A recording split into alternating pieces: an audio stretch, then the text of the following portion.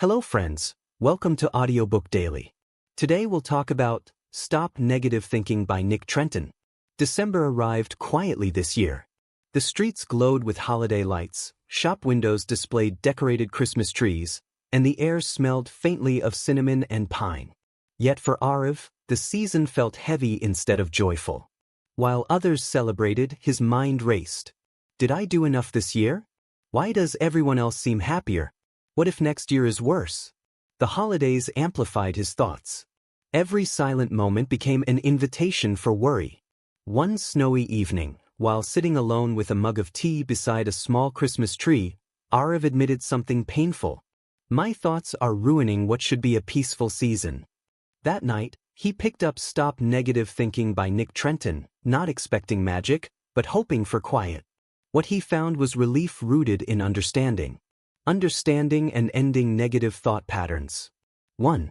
Negative thinking is a habit, not a personality. Nick Trenton begins with an empowering truth. Negative thinking doesn't mean something is wrong with you. It means your brain learned a pattern.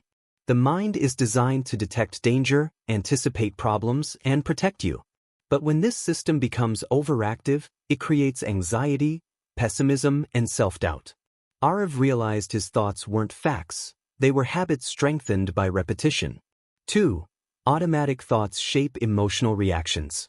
Trenton explains that most negative thoughts are automatic. They appear without permission. I'm not good enough. Something will go wrong. I'll disappoint everyone. These thoughts trigger emotional responses before logic steps in. The book teaches that you don't need to stop thoughts. You need to slow them down and question them. Arav began noticing how one small thought could steal an entire evening of peace. 3. Cognitive distortions, the mind's traps. One of the book's most practical sections explains cognitive distortions, including catastrophizing, mind reading, all-or-nothing thinking, emotional reasoning. Trenton shows how these distortions exaggerate reality and fuel stress.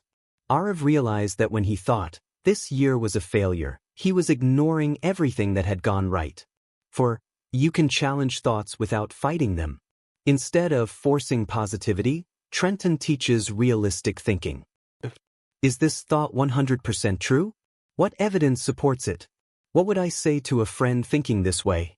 This gentle questioning weakens negative thoughts naturally. As snow fell outside, Arav felt his mind soften. Not silent, but calmer. 5. Emotional distance brings clarity. Trenton emphasizes creating distance from thoughts. Thoughts are events, not commands.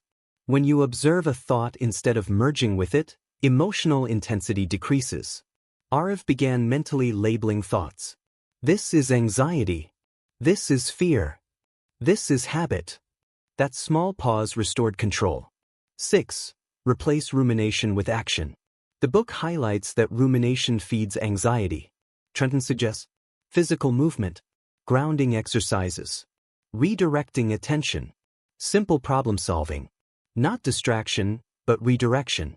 During a Christmas walk under glowing lights, Arav noticed his worries loosen their grip. 7. Consistency creates mental resilience. Stopping negative thinking isn't about one breakthrough, it's about repetition. Trenton explains that calm thinking strengthens with practice. Emotional regulation improves over time. The brain learns new patterns. Just like decorating a Christmas tree year after year becomes tradition, healthier thinking becomes habit. 8. Peace is possible, even during stress. The book's message is hopeful yet realistic. You don't eliminate negative thoughts. You reduce their authority. Arav realized peace didn't mean constant happiness. It meant mental balance. On Christmas morning, soft snow blanketed the streets. Arav sat beside his tree again, lights glowing gently. His life hadn't suddenly changed, but his relationship with his thoughts had. When worry appeared, he paused. When fear whispered, he questioned it. When doubt returned, he didn't follow. For the first time in years, the holidays felt quiet, not because problems disappeared, but because his mind had learned to rest. That is the gift of stop negative thinking. You don't need to control your mind. You need to understand it. And sometimes, peace arrives softly. like snowfall in December, like calm returning to a tired mind. Thank you for listening. See you in next Audiobook Daily.